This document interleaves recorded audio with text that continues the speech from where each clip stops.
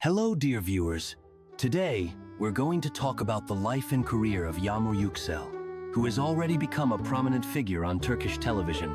However, beyond her successful acting work, there are a few recent events in her life that we should discuss today.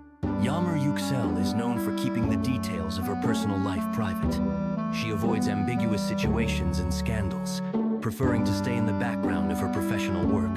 But, as often happens with public figures, gossip and speculation have found their way to her.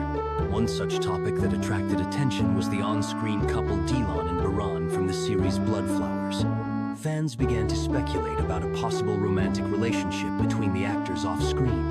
However, it is known that Baktas, who played Baran, is married, and there has been no official confirmation of a romance with Yagmur. The actress herself has stated that she has not fallen in love yet and hopes to find a fairy tale love. Just like in the series, at the moment, Yagmur is dedicating much of her time to improving her acting skills.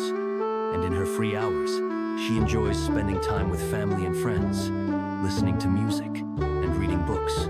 The actress also actively shares moments from her life with her fans through Instagram, where she posts photos with her family, including her mother, father, and sister.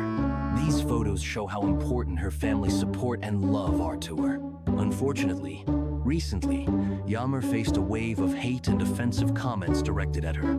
However, she decided not to stay silent and filed a complaint with the authorities, expressing her intention to protect her reputation in court.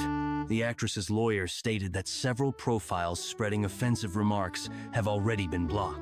Following this, Baktas also published a statement saying that he would also protect his rights against those who publish indecent content about him. Thank you for joining us. If you want more news about Yagmur Yuksel and other favorite actors, don't forget to subscribe to the channel. See you soon.